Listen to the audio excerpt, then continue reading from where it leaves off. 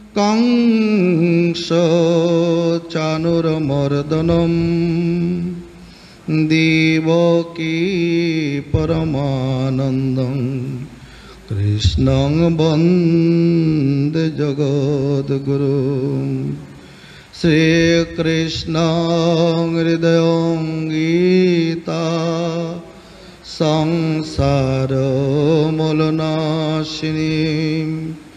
ज्ञानं भक्तिं मुक्तिदात्रीं गीता देवी नमोस्तुते। ॐ मूकं करोति वाचालं स्तब्धभाषितं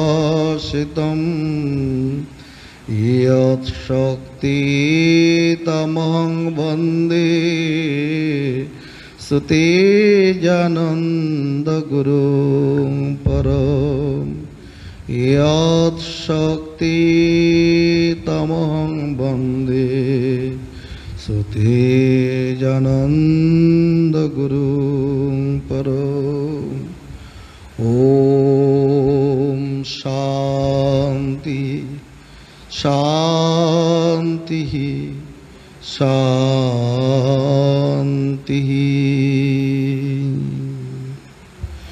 जय गुरु।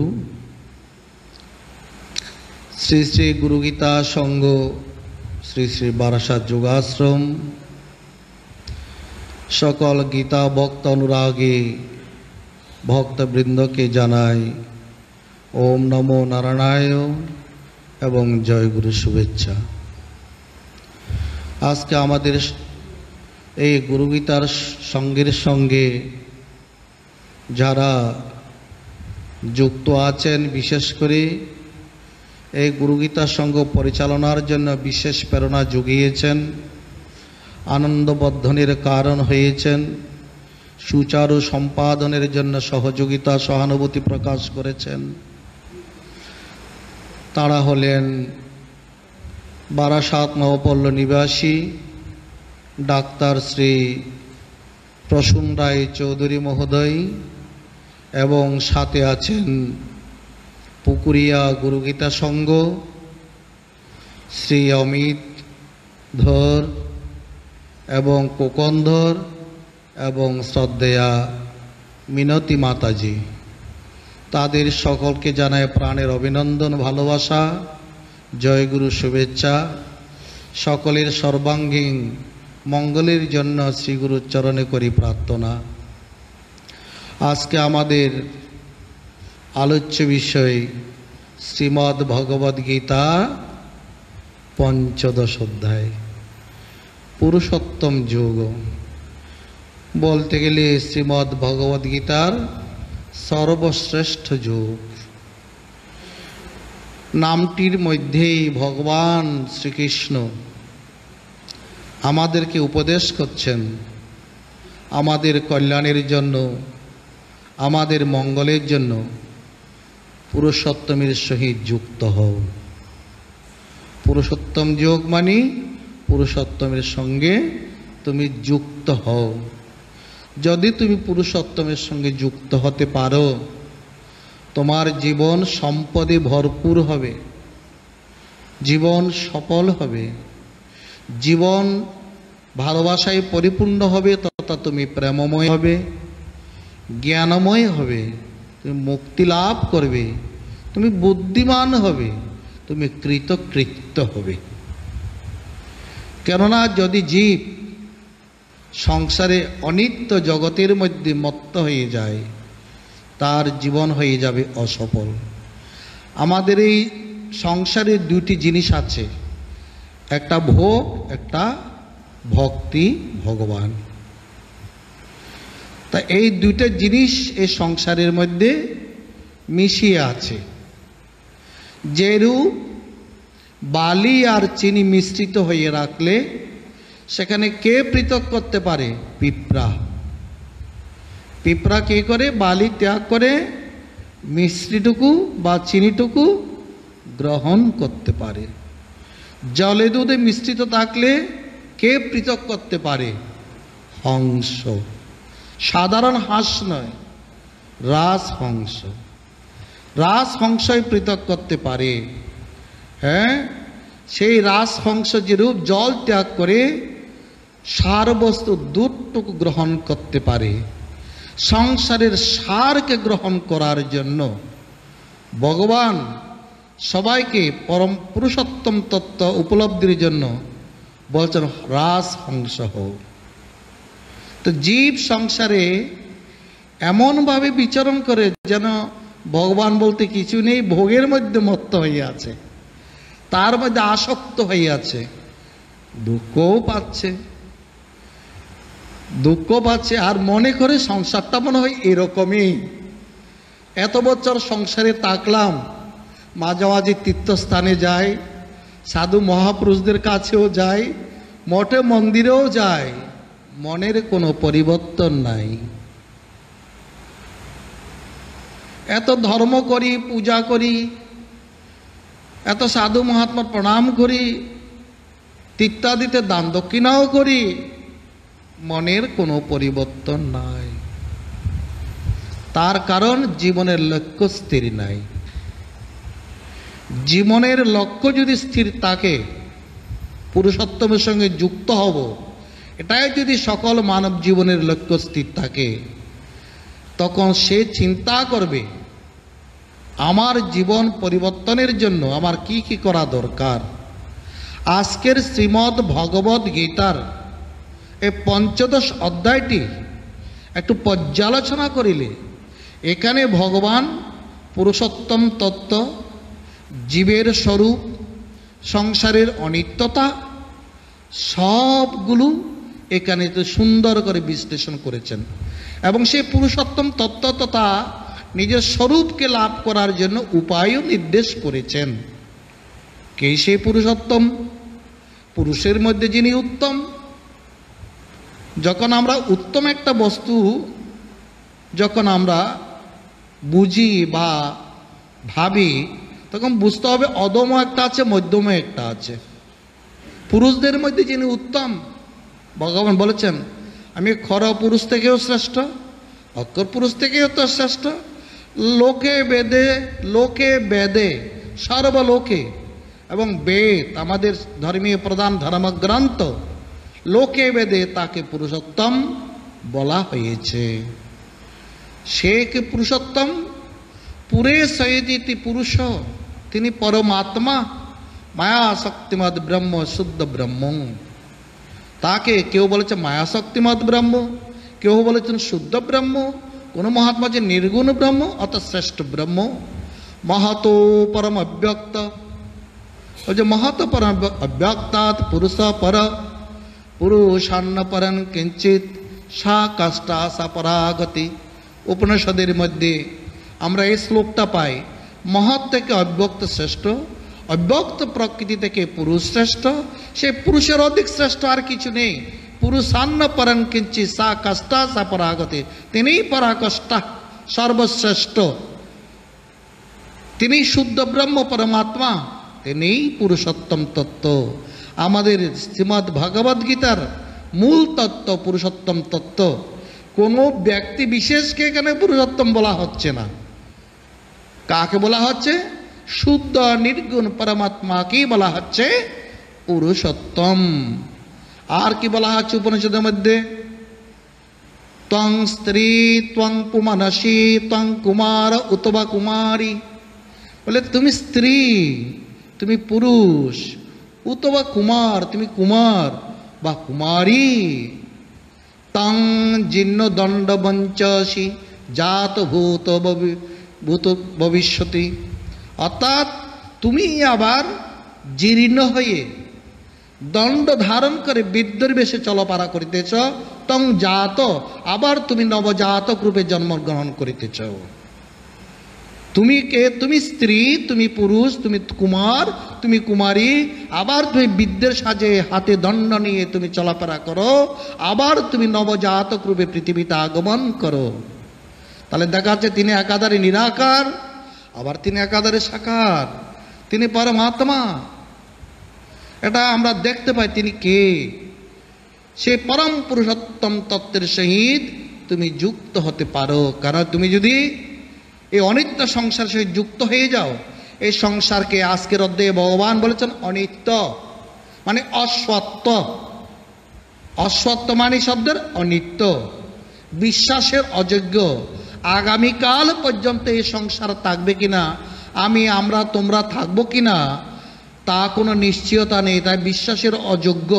যতক্ষণ দেহে প্রাণ আছে, যাবৎ দেহান্ত অস্তি, যতক্ষণ এই দেহ থেকে প্রাণ বিগত হয়ে না যায়, ততক্ষণ তুমি পুরুষোত্তমকে লাভ করার চেষ্টা করো, তাকে জানার চেষ্টা করো, তার সাধনা করো, তাকে সাধনা। কেন এই জগৎ অনিত্য, অনিত্যম অসত্যম প্রাহুরব্যয়ম, বলছে এই সংসার অনিত্য।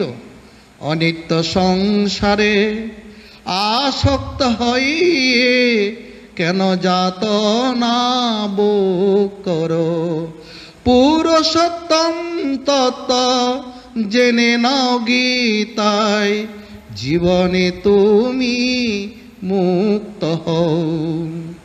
অনিত্য সংসারে আসক্ত হয়ে তুমি কেন যাতনা ভোগ করছো? পুরুষোত্তম তত্ত্ব আছে গীতায়, তাকে জেনে নাও, তুমি মুক্ত হয়ে যাবে, তুমি শান্ত হয়ে যাবে, তুমি আনন্দ লাভ করতে পারবে।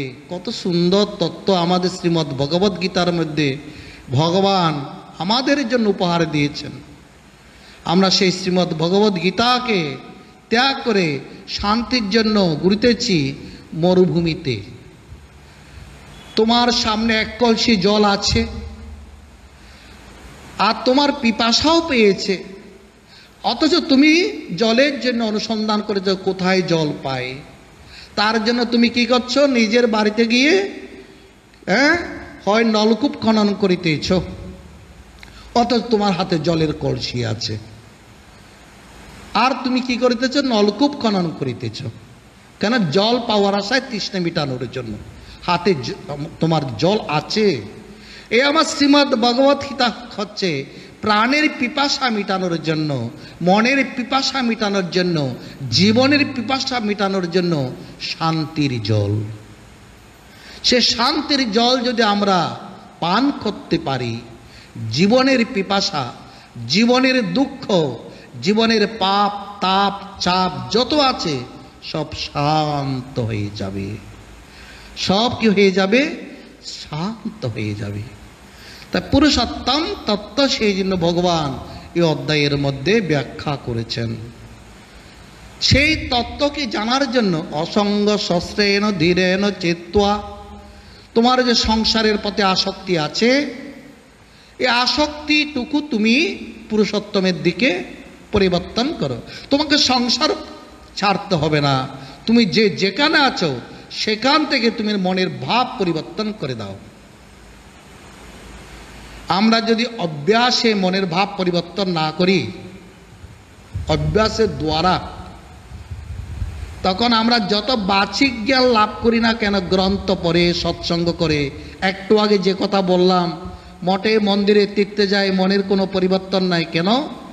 অভ্যাসে মনোযোগ নাই। অথচ বাচিক জ্ঞান লাভ করছি, বই থেকে গীতা পড়ছি, নানা গ্রন্থ আদি পড়ছি, নানা কি পড়ছি? গ্রন্থ আদি পড়ছি, অথচ মনের কোনো পরিবর্তন নেই। কেন?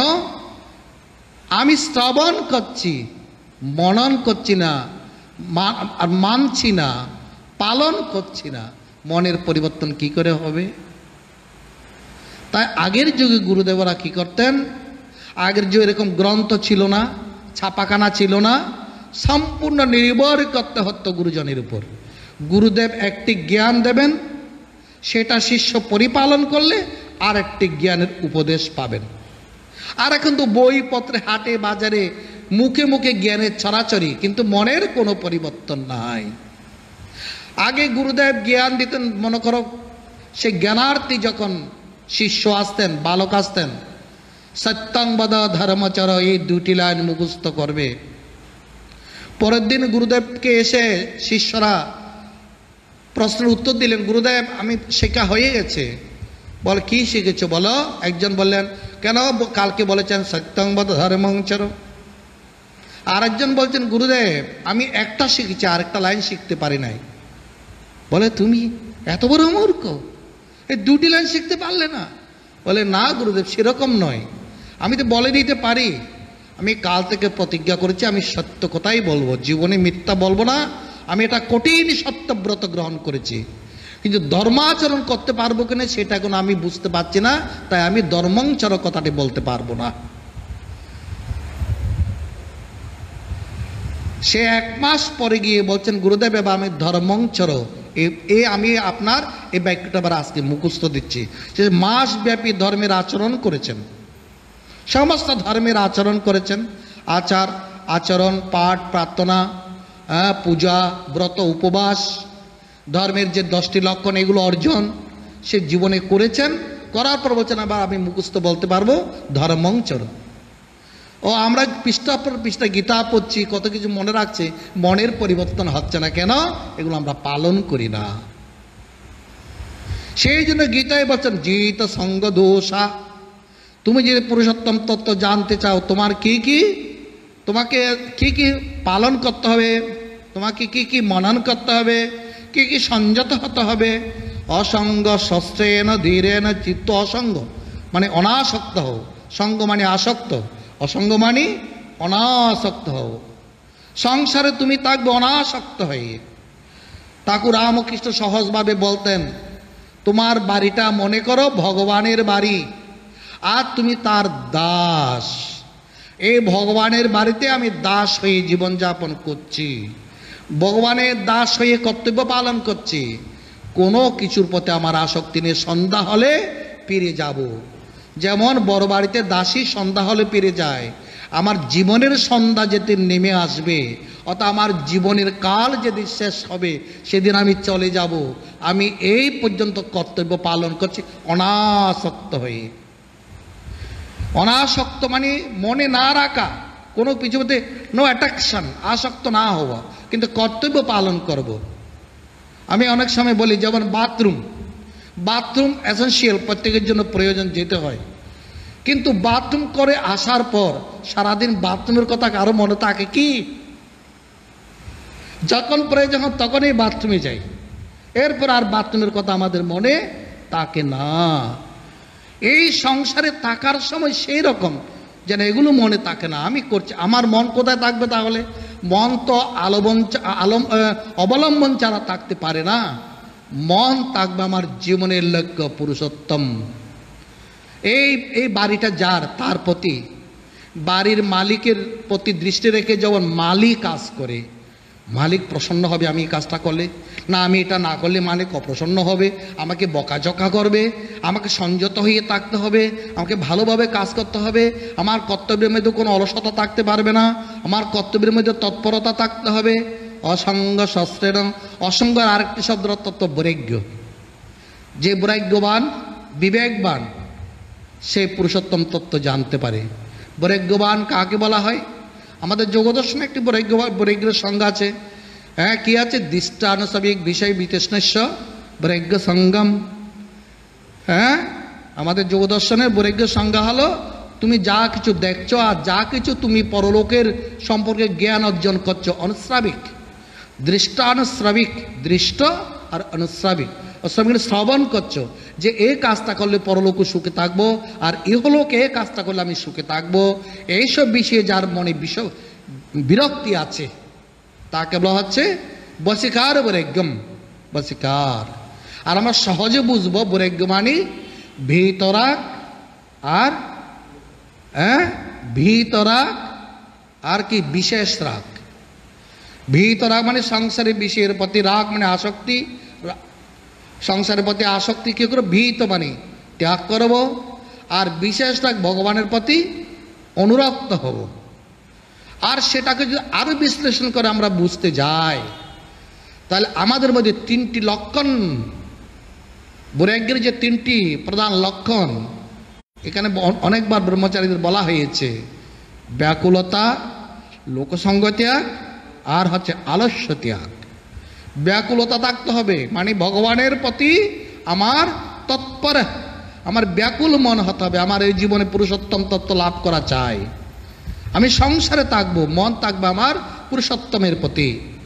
সেই ব্যাকুলতা তাকে লাভ করার জন্য, সেই বৈকলতা তার প্রতি প্রার্থনা করার জন্য, আরাধনা করার জন্য, অর্চন করার জন্য, তার কথা শ্রবণের জন্য, কীর্তনের জন্য, জপ করার জন্য, সৎসঙ্গ করার জন্য, সদাচার করার জন্য, সত্য পালনের জন্য, যত কিছু শুভ আছে তার প্রতি তৎপরতা বা ব্যাকুলতা, এটা যে বৈরাগ্যের একটি লক্ষণ। এসব লক্ষণের দ্বারা বৈরাগ্য অর্জন হয়।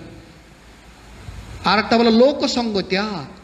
ওরকম লোক অসৎ লোকের সঙ্গ, বিষয়ী লোকের সঙ্গ, যার কাছে গেলে শুধু বিষয় কথা বলে সারাদিন।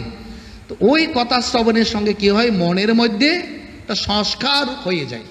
যত বিষয় কথা তুমি নাড়াচাড়া করবে, তত বিষয় সংস্কার তোমার মধ্যে বদ্ধমূল হয়ে যাবে, বদ্ধমূল হয়ে যাবে। হ্যাঁ, তারপর হলো অলসতা ত্যাগ। অলসতা ত্যাগ করতে, সৎকর্মের প্রতি তোমাকে সদা সজাগ থাকতে হবে, অসৎকর্মের প্রতিও তোমার সদা সজাগ থাকতে হবে।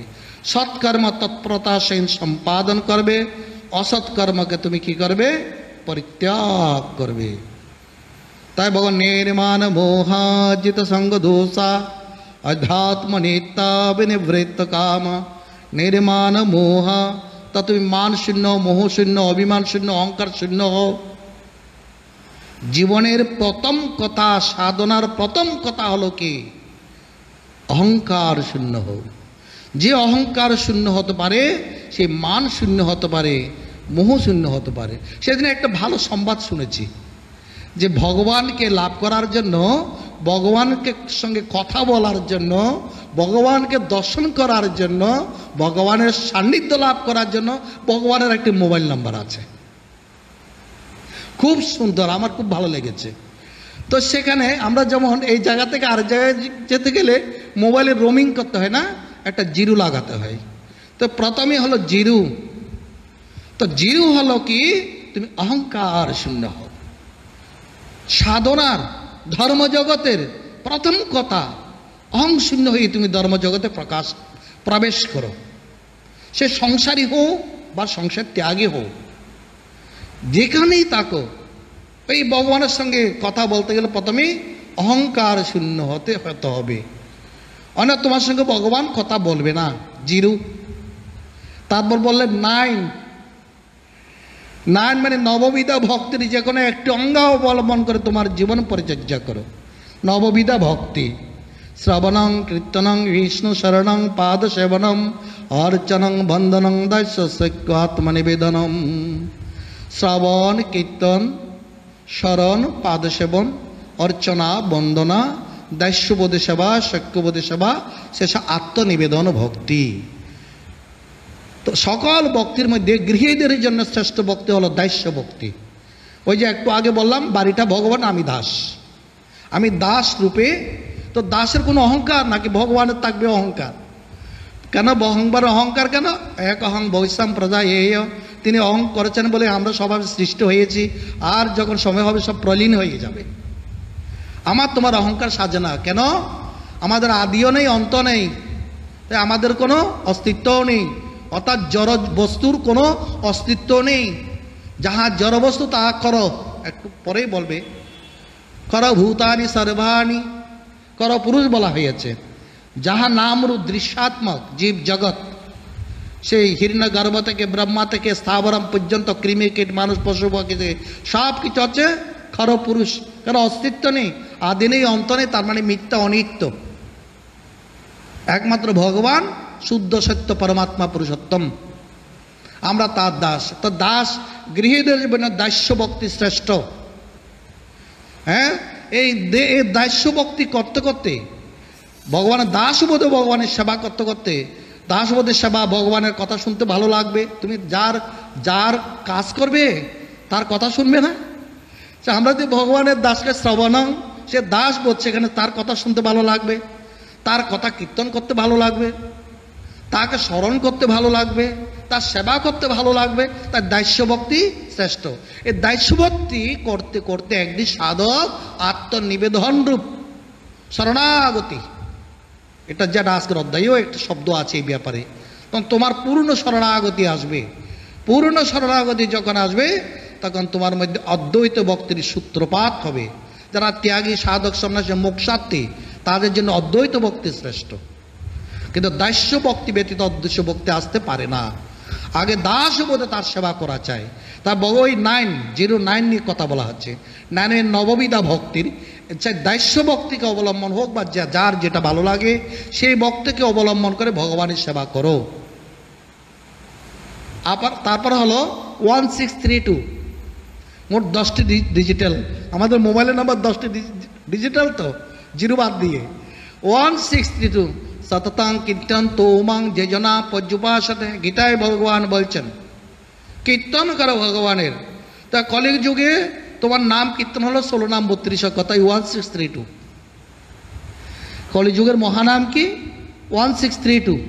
আর তুমি ঘরের মধ্যে বসে বসে আর কিছু পারো আর না পারো, হরে কৃষ্ণ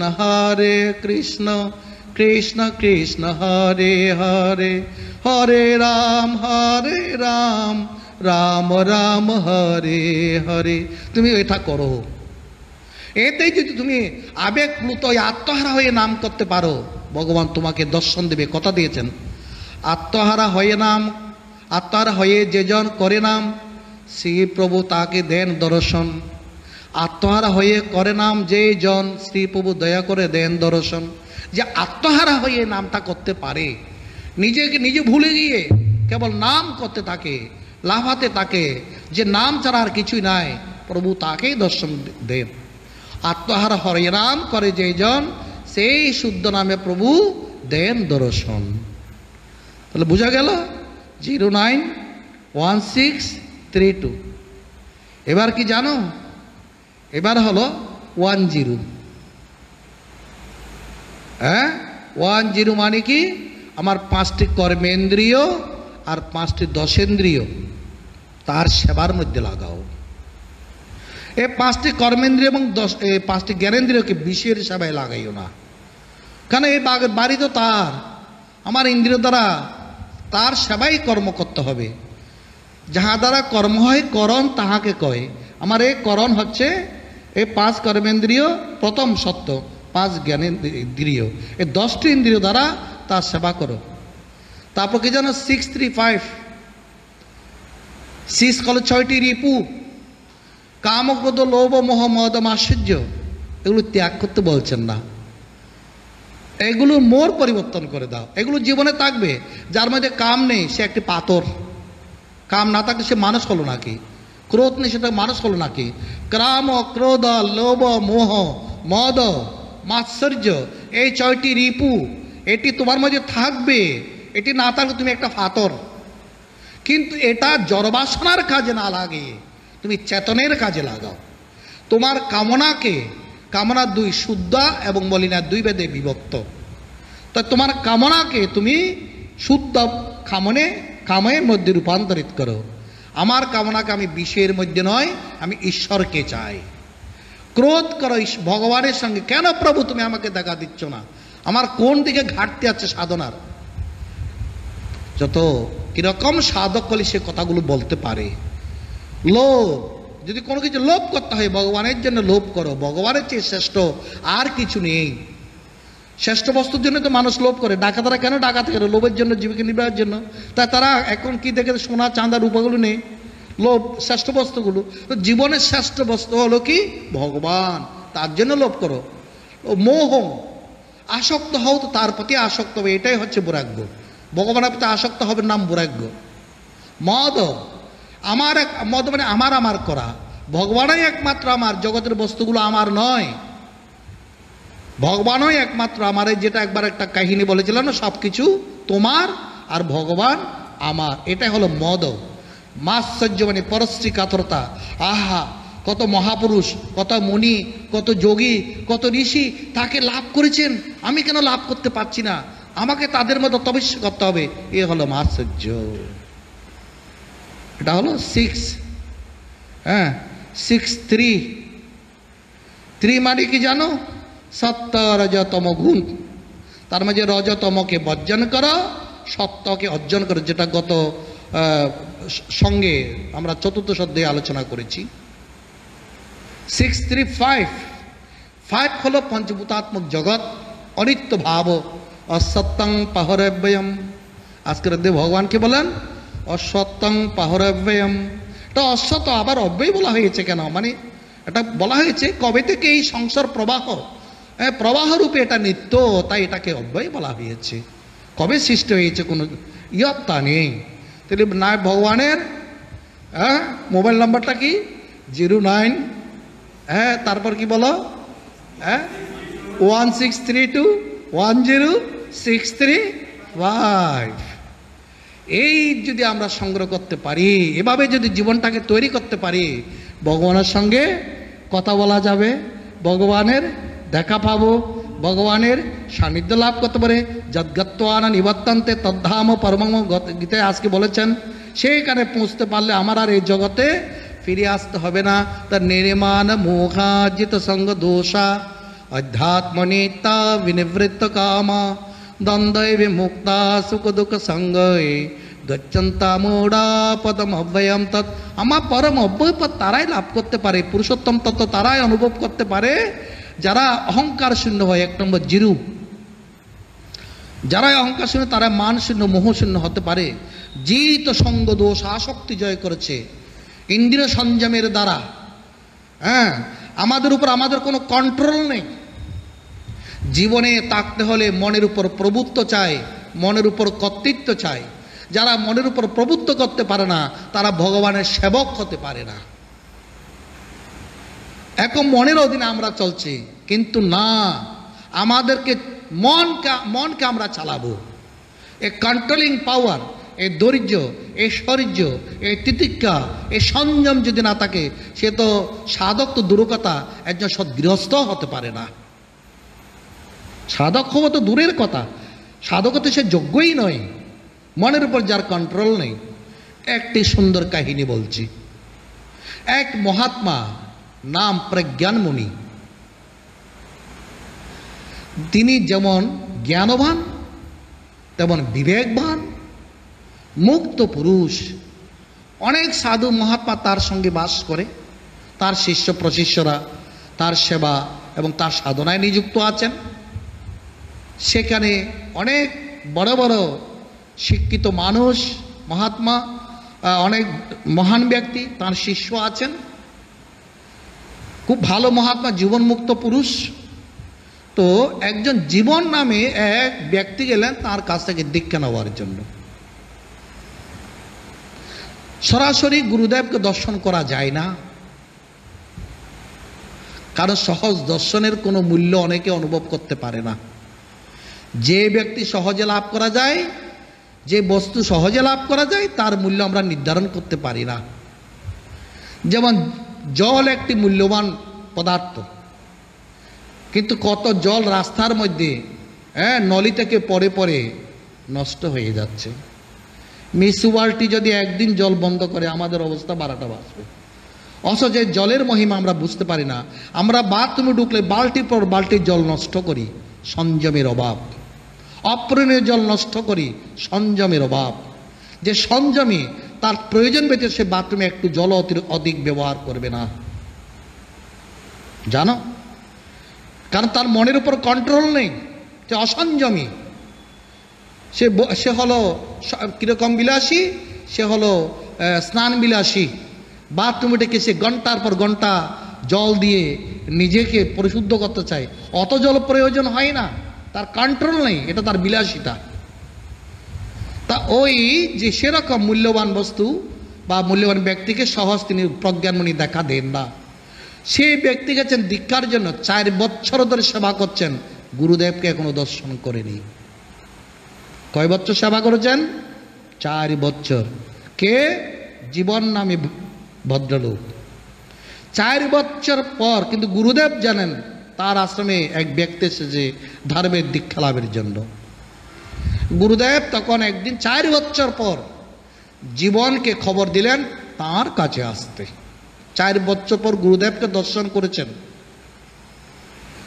তাহলে তার মনের মধ্যে কত আকাঙ্ক্ষা, কখন গুরুদেবকে দেখব, এই দুর্লভ বস্তু কখন দেখব, কখন তাকে সেবা করব, শ্রদ্ধা করব, ভক্তি নিবেদন করব। মনের মধ্যে কত তার ভগবান সেই গুরুদেবের প্রতি কত আকাঙ্ক্ষা জমে রয়েছেন। আমরা নৃত্য দেখতে বলে সেখানে কোনো মূল্য পাওয়া যায় না, কেন মূল্য দিতে পারছে না, শ্রদ্ধা সেখানে নষ্ট হয়ে যাচ্ছে। তারপর 4 বছর পর তাকে ডাকলেন, বলে তুমি কি জন্য এসেছো? 4 বছর পর বলে গুরুদেব আমি ধর্মের দীক্ষার জন্য এসেছি। আচ্ছা ঠিক আছে, আমি তোমাকে একটা ছোট্ট কাজ দিচ্ছি, আমার এই কাজটা সম্পন্ন করে এসো, তবে তোমাকে আমি দীক্ষা দেব। তখন তার আর শিষ্যকে ডেকে বলছেন, আরে তোকে আমি একটা বাক্স তৈরি করতে বলেছিলাম, বাক্সটা তৈরি করেছিস? বলে হ্যাঁ গুরুদেব। বলে নিয়ে আয় তাড়াতাড়ি। একটা বাক্স তৈরি করলো। বলে এই বাক্সটা আমার নীল নদের তীরে আমার এক সাধু বন্ধু আছেন, তার কাছে পৌঁছে দাও, অনেক দূরে। এখনকার দিনের মতো তখন কোনো গাড়ি ঘোড়া ছিল না, পদব্রজে হেঁটে যেতে হতো। বাক্সটা তার হাতে দিল, সে গুরুদেব দিয়েছেন একদম বুকে বাজিয়ে। যাওয়ার সময় গুরুদেব বলেছেন, দেখো পথে কোনো গন্ডগোল করো না, সোজা যাবে, বাক্সটা দিয়ে সোজা ফিরে আসবে, পথে কোনো গন্ডগোল করো না। তখন এর তো 4 বছর পর গুরুদেবের একটা আদেশ পেয়েছে, কারণ জীবনে গুরুদেবের আদেশ পাবো এটা একটা ভাগ্য। এই ভাগ্য যে যথার্থ চরিতার্থ করতে পারে তার জীবনেই সফল হয়। তাই অনেক বাক্সটা বুকে বাজিয়ে চলছে চলছে, চলতে চলতে সন্ধ্যা হয়ে গেল, অনেক দূর, নীল নদের তীর। তথাপি যেতে হবে। এক বৃক্ষতলায় ক্লান্ত হয়ে বিশ্রাম করছেন, শুধু ভাবছেন কখন নীল নদের তীরে যাবে, গুরুদেবের কর্তব্য সম্পাদন করবে। বাক্সের দিকে তার কোনো দৃষ্টি নেই, ওটা দেখার তার সময় নেই, তার কেবল একটি ভাবনা, গুরুদেবের এই বাক্সা কিভাবে আমি তাঁর বন্ধুর কাছে পৌঁছাতে পারি। ভাবতে ভাবতে ভাবতে ভাবতে বাক্সটা রেখে ভাবছেন ভাবছেন ভাবতে ভাবতে হঠাৎ বাক্সটার দিকে দৃষ্টি পড়ল। বলে বাক্সটার মধ্যে কোনো তালা নেই, চাবি নেই, হালকা বাক্স, বাক্সটা আমাকে দিলেন, হ্যাঁ একটু দেখলে ভালো হতো। না, গুরুদেব বলেছেন পথ কোনো গন্ডগোল করিস না, বাণীটাও মনের মধ্যে এসেছেন। 4 বছর ধরে সেবা করেছেন, তার কিছু সংযম এসেছে, কিন্তু কমপ্লিটলি মনের উপর প্রভুত্ব বা তার কর্তৃত্ব আসেনি। অনেকক্ষণ বিশ্রাম করতে করতে এক মনে বলে বাক্সটা খুলি, আর এক মনে বলে না খুলি না, এটা গুরুদেব যেহেতু নিষেধ করেছেন, গুরুদেব যাওয়ার সময় বলে যে বাক্স খুলবি না, পথে কোনো গন্ডগোল করবি না, সোজা যাবি সোজা আসবি। তো এক মনের মধ্যে সে কথাগুলো ভাসে, আবার আর এক মনে বলছে না একটু দেখি না, যদি কোনো ইম্পর্টেন্ট বস্তু হতো নিশ্চয়ই গুরুদেব তালা দিতেন, তালা যখন দেননি এখানে কোনো ইম্পর্টেন্ট বস্তু নেই, যদি কালিটা হালকা বাক্স, কালি হলে দেখলাম আর বেঁধে দিলাম। আর বলছে না, তথাপি যে গুরুদেব নিষেধ করেছেন। এইভাবে মনে আর বিবেকের মধ্যে দ্বন্দ্ব চলছে, যুদ্ধ চলছে। যে মনে গুরুদেব স্মরণ করে সেটা বিবেক, আর যে মনে গুরুদেবের বিপরীত কথা বলছে সেটা হচ্ছে মন। আমরা আমার বাণীতে পড়ি না, মন বলে এই স্থানে সুখ নাই, ওই স্থানে সুখ। বিবেক বলে ধৈর্যচ্যুত হলে কিন্তু পাবে নানা দুঃখ। বিবেক কি বলছে, ধৈর্যচ্যুত হইও না, ধৈর্য ধারণ করো, ধৈর্য ধারণ না করলে তোমার দুঃখ আছে কপালে। তো এটা হচ্ছে বিবেক। তো তার যে মনের মধ্যে গুরুর কথাগুলো স্মরণ হচ্ছে এটা বিবেক, আর যে মনে গুরুদেবের বিপরীত কথা বলছে সেটা মন। অনেক যুদ্ধ করলো মন আর বিবেক, যেহেতু মনের উপর কর্তৃত্ব নেই, মনের উপর সংযম নেই, মনের উপর প্রভুত্ব নেই, মন জয়লাভ করলো, বাক্স খুলল। মনের উপর প্রভুত্ব না হলে মনেরই জয় হয়। বাক্স যে মাত্র খুলল, একটা ছোট্ট ইন্দুর লাফিয়ে চলে গেল। স্থির হয়ে চেয়ে রইল, কি করলাম, কি করলাম আমি। এবার বিবেকের দংশন শুরু হয়েছে, যন্ত্রণা শুরু হয়েছে। বিবেক কি বলেছে, ধৈর্যচ্যুত হলে কিন্তু পাবে নানা দুঃখ। অধৈর্য হয়ে গেছে, ধৈর্য ত্রুটি ঘটেছে, মনের উপর কর্তৃত্ব নেই, মনকে জয় করতে পারেনি। কি করলাম, অনেকক্ষণ ঘোরাঘুরি করেছে বৃক্ষের চতুর্দিকে, যে ছোট্ট ইন্দুরটাকে পাওয়া যায় কিনা, কোথায় পাবে?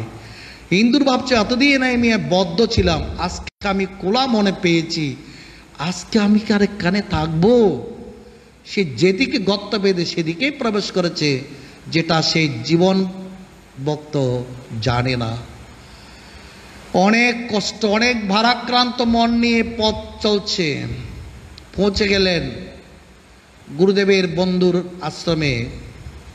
বাক্সটা দিয়ে বিষণ্ণ মনে, তিনি আরেক সিদ্ধ পুরুষ, বিষণ্ণ মনে দাঁড়িয়েছেন। বলে, জীবনে যেটা ভুল করেছে সেটা আর কিছু করার নেই। তোমার মনের উপর কর্তৃত্ব নেই, তাই তোমাকে গুরুদেব দীক্ষা দেবেন কি দেবেন না সেটা পরীক্ষা করার জন্য তোমাকে আসতে কাজটা দিয়েছেন।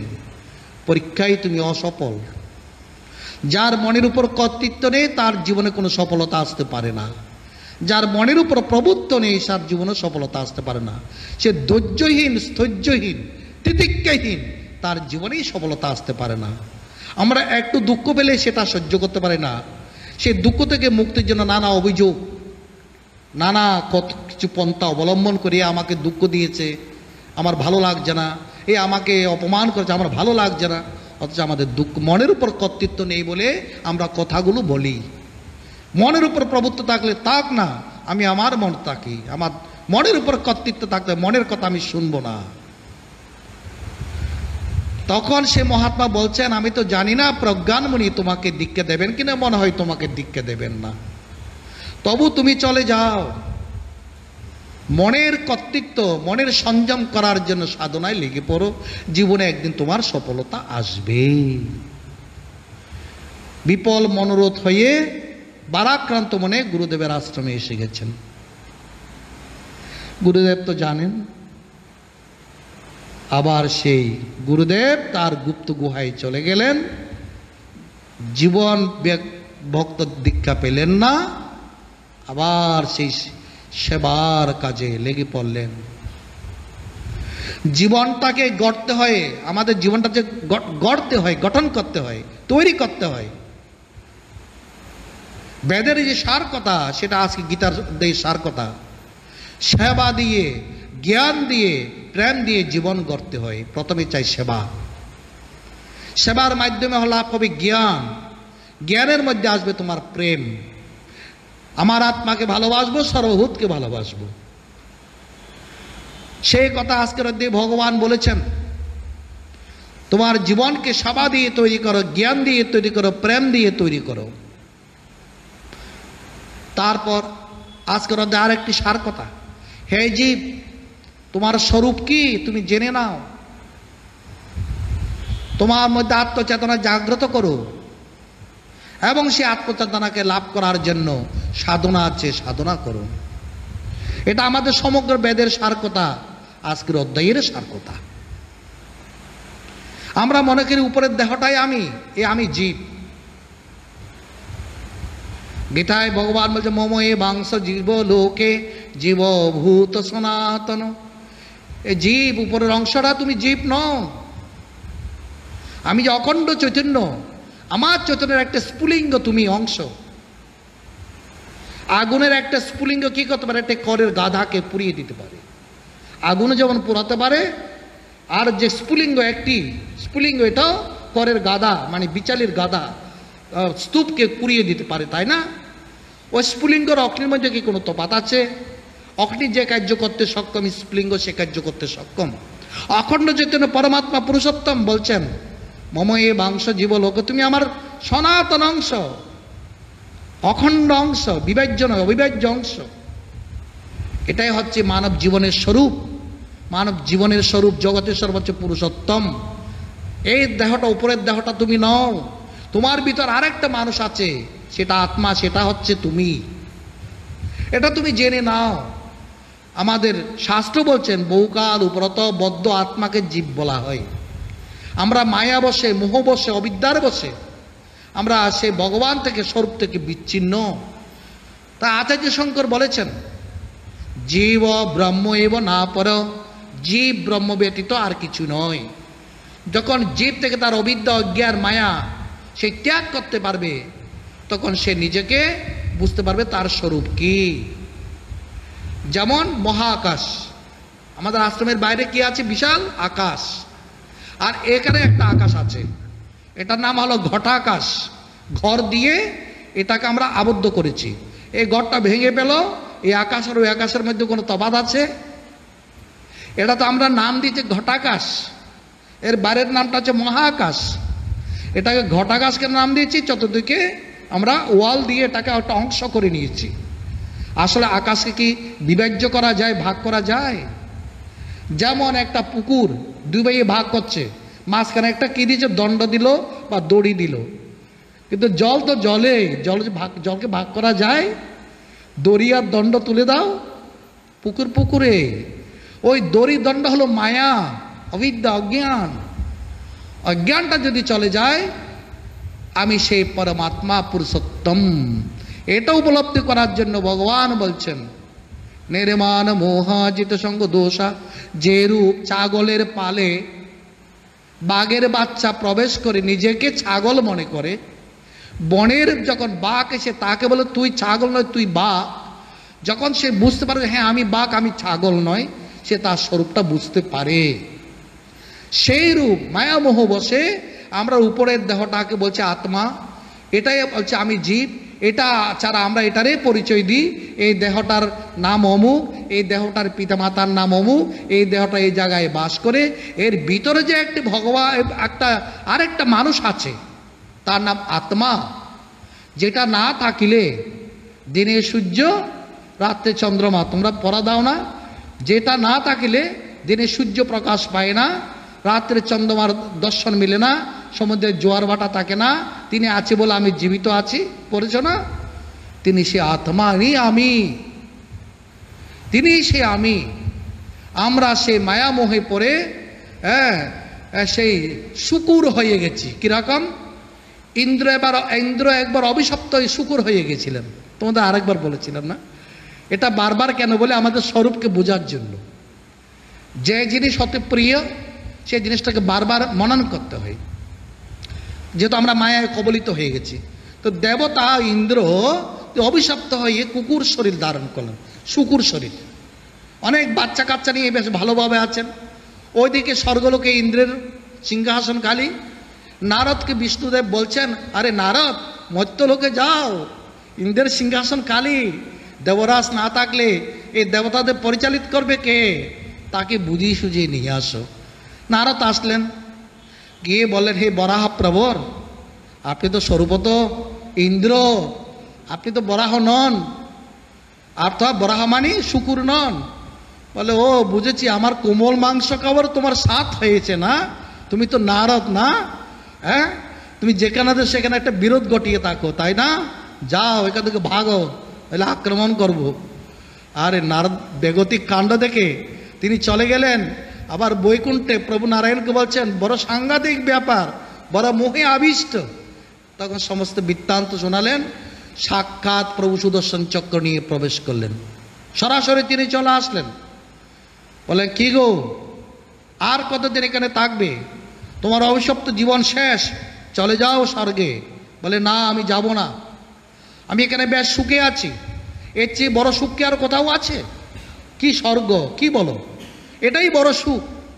আমরা সংসারে মায়ামোহে সবাই এটাকে বড় সুখ মনে করি, কামিনী কাঞ্চনের সুখকে মনে করি, স্ত্রী পুত্রের সুখকে মনে করি। এটা আপাতত সুখ। আমাদের কুদার মধ্যে ভালো ভালো বিরিয়ানি খেতে ভালোবাসি, সংসারে স্ত্রী নিয়ে ঘুরতে ফিরতে থাকতে ভালোবাসি, এটাকে আমরা সর্বশ্রেষ্ঠ সুখ মনে করি।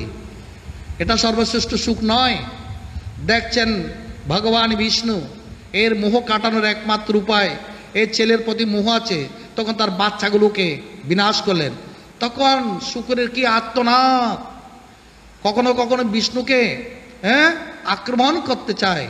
বিষ্ণু এবার তার পত্নীর গলা কর্তন করে দিলেন। তখন বিষম জোরে চিৎকার করে বিষ্ণুকে যখন আক্রমণ করতে গেল, তখন বিষ্ণু সুদর্শন চক্র দিয়ে তার গলাটা কেটে দিল। আর সেখান থেকে দিব্য পুরুষ বাহির হলো। বের হয়ে বলল, প্রভু, আমি এখানে কেন? আপনি এখানে কেন? আমাদের স্থান তো এটা নয়। আপনি বৈকুণ্ঠে, আমি স্বর্গের দেবলোকের দেবরাজ। আমি এগুলো কি দেখছি? দেখছেন কাটা শুকুরের মাথা, কাটা শুকুর বাচ্চা কাচ্চা সহ রক্তাক্ত অবস্থায়। এ কি প্রভু, আমি এতদিন এখানে এখানে ছিলাম। সি সি সি সি সি সি।